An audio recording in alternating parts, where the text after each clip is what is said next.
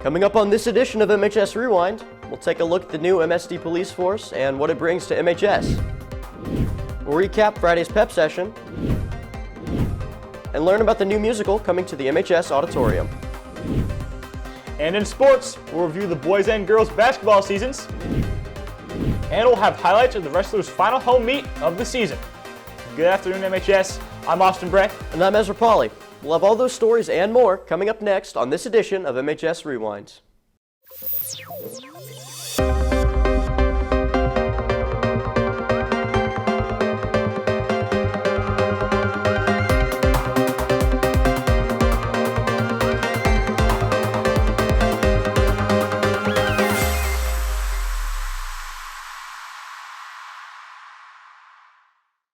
The newly established MSD police force is on the roll and in action with a new chief. Jace Malin has the story. The Martinsville School District has just constructed a new police force for the education system, hiring a new chief with over 30 years of experience. Kind of the best way to describe it is it's a streamlined law enforcement designed specifically for the school setting. Chief Chris Wright has served in many roles of law enforcement, including time with the Brown County Sheriff's Department and Trafalgar Police, and he serviced the last 7 years as a lieutenant with the Perry Township Schools Police Department. Whereas typical law enforcement officers, they deal with a lot of the street policing type stuff. We're going to deal with a lot of the juvenile type incidents, but it also allows us to wear two different hats. We can get involved and to help kids along the way with issues that typical police officers, being contract officers, generally would not. Currently, there are 3 officers on the force: Chief Wright, Assistant Chief Doug Rather, and Officer Gabe Hart, who's assigned to Martinsville High School. Chief Wright says by the end of the school year, he hopes to add another officer who will be assigned to John R. Wooden Middle School, and he hopes to add 2 more by the start of next school year. Their roles are going to kind of vary day to day because even though an officer might be assigned to a school, he may not have to work that school that day. We may need him to come out of that school and cover an event or something that else is going on. Chief Wright hopes that the first thing people start to notice about the new MSD police force is their presence. We've got some of the new Tahoe vehicles that are out rolling around, and those are kind of an eye catcher, and people tend to ask a lot of questions about that kind of stuff. Hopefully they'll see that there's a canine presence as well. Chief Wright and Assistant Chief Rather have canines. One is Moses, who is rolling with Chief Wright, and the other is Bella, who is with Assistant Chief Rather. Both of these dogs are narcotics trained, but Chief Wright says they can also help with moral support for the students. They're also there to come alongside of kids who are maybe having a rough day, small kids who are having rough days. They tend to just kind of settle down a little bit when they can kind of refocus their energies on, hey, there's a dog here. Let me pet the dogs and kind of redirect that mindset if they're having a bad day. So expect to continue to see more of Chief Wright, Assistant Chief Rather, Officer Gabe Hart, Moses, and Bella around the school district in the future. For MHS Rewind, I'm Jace Malin. As part of the new MSD police force, MHS has a new full-time officer. Now, college basketball fans are probably familiar with the 94-foot segment done by Jay Billis on ESPN. Billis walks the length of the basketball court, 94 feet, with players and coaches and asks them questions to get to know them a little better. High school basketball courts aren't 94 feet, so Nick Totoro walked 84 feet on the court in the field house with the new officer, Brian Gabehart. I'm walking 84 feet with our new student resource officer, Brian Gabehart. Good morning. Good morning. How are the students supposed to address you? Students can address me as Brian or Officer Gabehart. Any of those things work out real well. Just glad to meet everybody. All right. And can you give us a little background about yourself? I'm a 21-year veteran of the Morgan County Sheriff's Office here in Morgan County. Get a chance to retire at the end of the month and come over here full time. All right. And why did you decide to become a student resource officer? It's a great opportunity to work with the students of MHS and protect the staff here. All right. And can you give us a little bit of info about your responsibilities, your everyday? Responsibilities are the safety and the well-being of the students, the staff, and the property, and promote good things in the school. All right. And is there anything you'd like to add for the story and the people Yeah, watching. we're out here in the brand new field house. I want to give a shout out to Coach Knuckles. It's basketball season, girls season's going well, and Coach Staggs, the boys basketball, as well as Mr. Bell. Let's give him a shout out for let's all have our lanyards on and enjoy the rest of the day. All right. Thank you for the interview. For MHS Rewind, I'm Nick Tutterow. Students packed into the gym on Friday for the annual Snow Coming Pep Session. The event kicked off with a donut eating contest where Kayla Wessner took the win. They also announced the Snow Coming Court. Adrian Yates was crowned king and Curtis Sizemore was prince. Aubrey and Jack Shepard won the sibling race. The MHS dance team put on a performance of their winning routine. The Sparkle Cheer team performed, followed by some moves by select staff and cheerleaders. Senior class president Ben Gaunt dedicated a performance of My Way by Frank Sinatra to the senior class. The event wrapped up with the faculty beating the students in the student versus staff basketball game. This past Saturday, the MHS chapter of Dance Marathon held a polar dunk. Jackson Turner went to the event to see who was getting dunked. MHS students and faculty braved the cold for a good cause at the Dance Marathon Polar Dunk. Club President Chloe Jones, along with some other familiar faces, volunteered to participate in the dunk tank. It's something different. This year I really strive to do different fundraisers so that we don't get bored every year, and this is just something different, and I thought maybe if people saw that we were out here in the cold, they'd come donate. MHS Rewind's very own Austin Bray was one of the participants in the event. So I was like, you know what? This sounds fun. I don't have anything to do on Saturday, and it's just going to be something entertaining. And, I've never been in a dunk tank before, so it's pretty exciting. Very exciting stuff. It is pretty cold out here today, but I think that it's going to be a good experience, and it's for a good cause. After the plunge, Bray was still in good spirits. It's very cold, obviously. The wind makes it a little bit worse, but I have some hot chocolate courtesy of the nice people over here. Bray and Jones weren't the only ones to take the plunge. Some of the other participants included Braxton Anderson, AJ Harmon, and even Mr. McKinney. The goal for Dance Marathon this year is to raise $24,000 for the class of 2024, and they are a little under halfway to that goal. We have a cornhole tournament in March. We have a glow run coming up soon. We have a mini dance marathon at one of the elementary schools, and hopefully some canning on the square. Make sure to come support Dance Marathon at the Cornhole Tournament on March 30th. For MHS Rewind, I'm Jackson Turner. A new musical is coming to MHS. I sat down and talked to the cast to find out more about Zombie Prom. It is about young love, teenagers, fighting rules and regulations and getting some respect. It's a love story between Johnny and Toffee, and I love Toffee and Toffee loves me, but I can't date her because her parents think I'm a bad boy. So they break up, and then Johnny throws himself into a nuclear reactor and dies.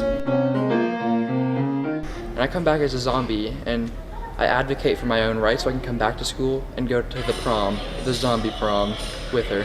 I think I'm just excited to have a different show on the Martinsville stage. I really like the music in this show. It's really fun compared to the last couple shows where it's like old classic songs, but this it's like breath of fresh air. This show is definitely outside the box, and people are going to love it, and I think they're going to get excited about something they've never seen before. You got to come see this show. You could be told what it's about, but you got to experience it. The DECA and BPA clubs have started their own independent business, selling slushies at MHS. Quinn Sparenbleck has the info. DECA and BPA started selling slushies earlier this school year to raise money for their club and also to learn a little bit about business. Because running and operating a business is work, and I want to instill a good work ethic in the kids. Club sponsor Robert Cragen's original idea was to have the students buy and sell Otis Spunkmeyer cookies. However, the cookies didn't meet the school's nutritional standards. So in order to still be able to teach the DECA and BPA students business skills, they did some research and decided to make slushies. And the slushies offer a nutritious option to a fun snack. It does meet our healthy snacks in schools criteria in the cafeteria. Before their school day, the students of the DECA and BPA clubs would come into Robert Cragen's room to make the slushies. They first started by getting water from the cafeteria and mixing it with a syrup before leaving it for a few hours to freeze. If you haven't tried one, go support the DECA and BPA clubs and buy a slushie through the blue line in the cafeteria. For MHS Rewind, I'm Quinn Sparenblatt.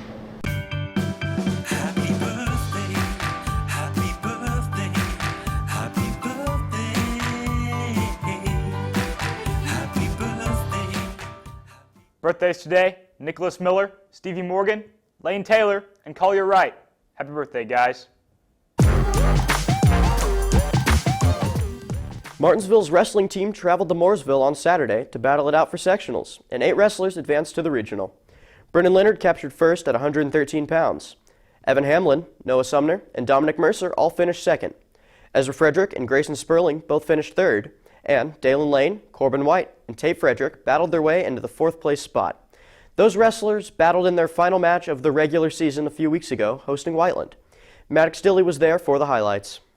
The wrestling team battled Whiteland in their last match of the regular season and got the win 49-26. The Arties managed to get 7 pins. 2 of them came from team captains Brennan Leonard and Noah Sumner. My match went really well. I felt pretty dominant in it, trying to work through some of my takedowns, work through some of my stuff, getting ready for the postseason coming up. Leonard showed off his skills against his 113-pound opponent, getting his 24th win of the season with an impressive move for the pin. It went well. I felt good, got to my offense, got a nice turn. The Artesians finished up the meet with 2 impressive pins from Ezra Frederick at 190 pounds and Dominic Mercer at 215 pounds.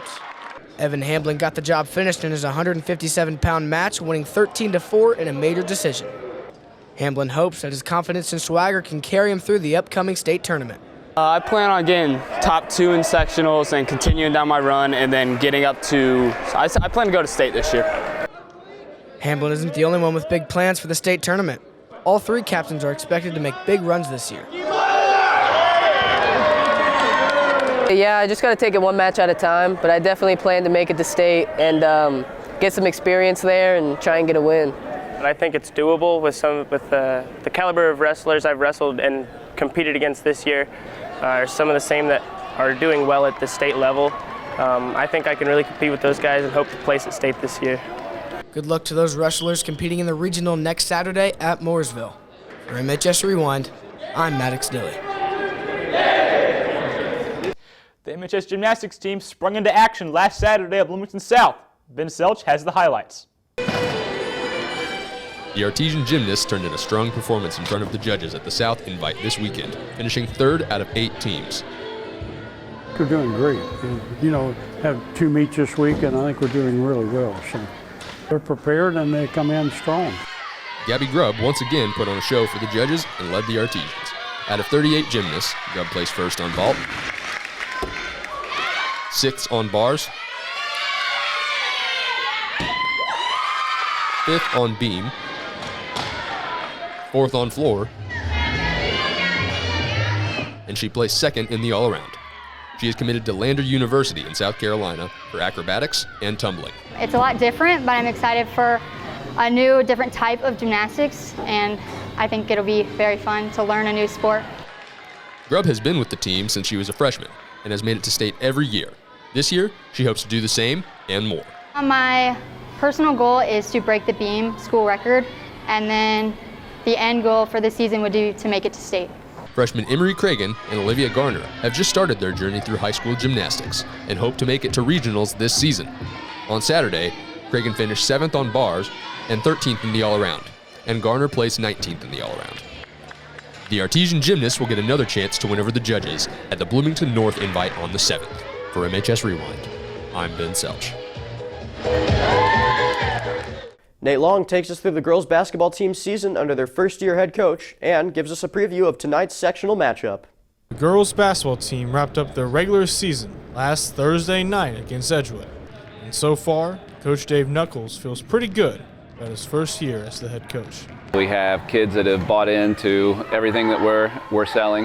They have worked their tails off this year. The Lady Artesians bounced back from not winning a game last year to winning 8 games this season.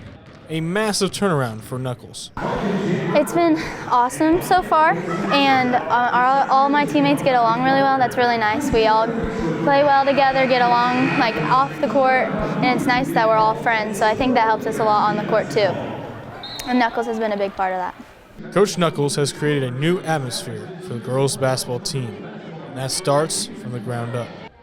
He became the head coach to start a culture.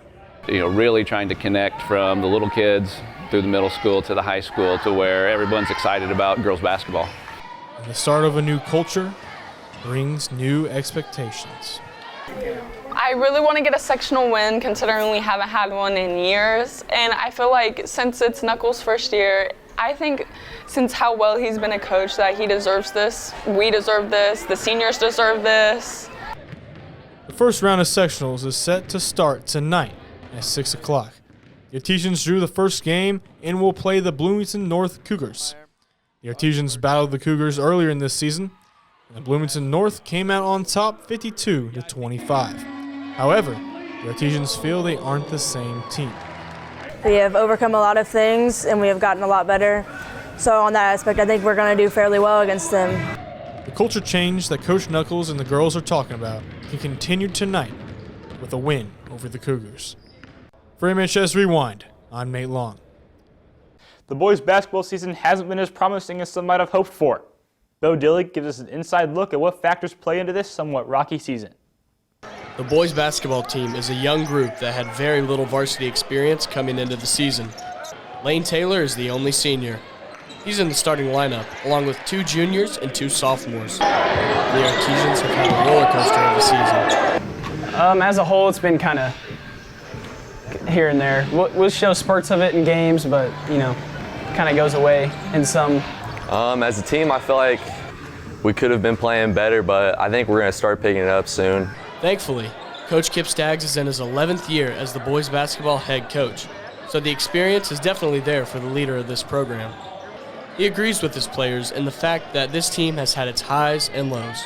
You're going to have moments of what could be in the future, and you're going to have some growing pains all at the same time. And I think we've gone through a little bit of that. Coach Staggs mentioned A.J. Reynolds and Grady Gardner for their productivity this year. Well, I think A.J. Reynolds has played really well through the course of the year. He's been fairly consistent.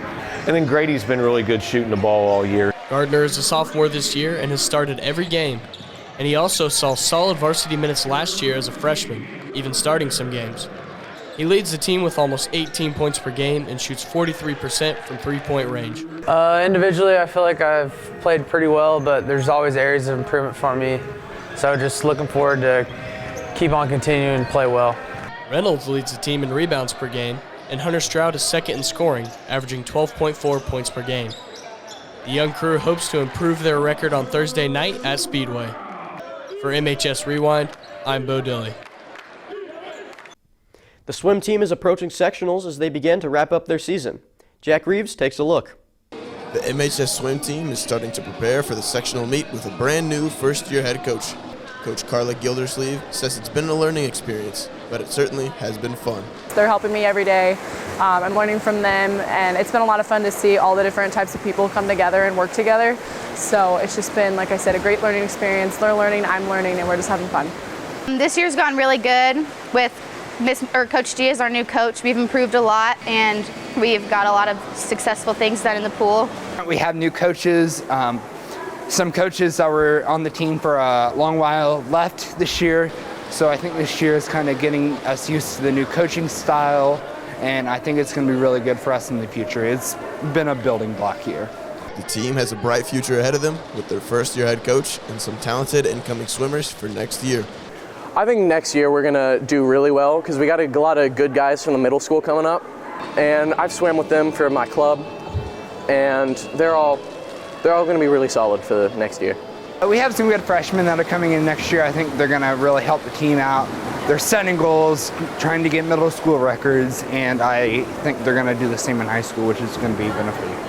But before they look into next year, this team still has business to take care of at sectionals. Sectionals is right around the corner. It's really crazy to think about. I know that I want to get personal bests in my things to finish out my senior year, and hopefully the team can all get personal bests and just everyone just improve and have a great end to our season. I should definitely make it back to A final for both mine, and I am hoping to win sectionals in the 200 free.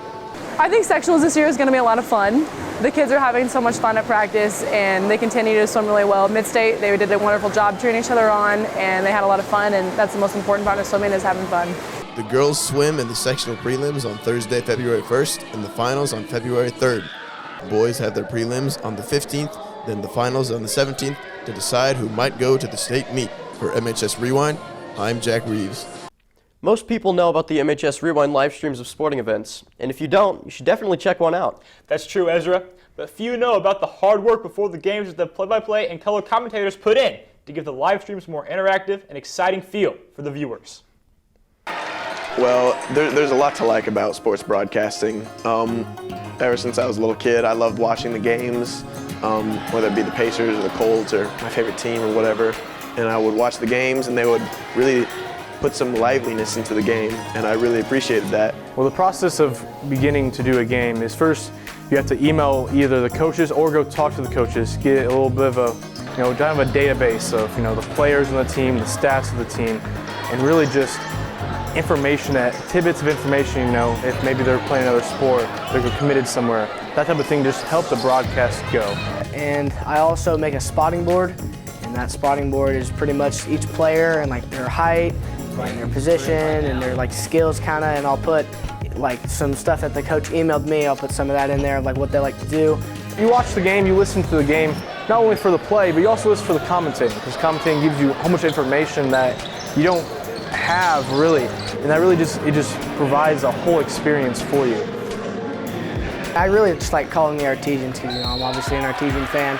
And then when it gets to those close games and you stand up with your partner, whoever you're calling with, and you just stand up and you really just get in the moment, and it's just really exciting when you're calling it. Whatever the game is down on the wire or the last 2 minutes, if it's a close game, that definitely it's almost easier because it's just kind of naturally I'm naturally excited for the game.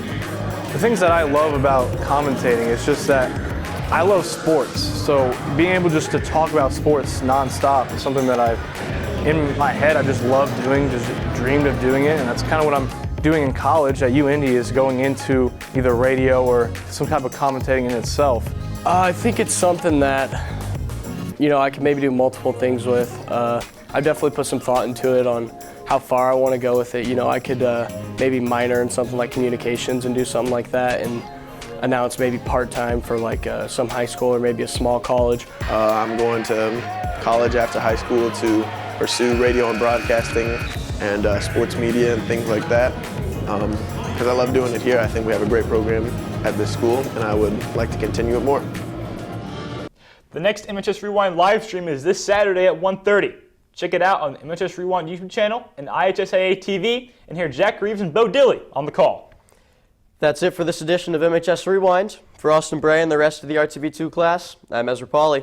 Thanks for watching. Have a great rest of your day, and as always, remember to enjoy the ride.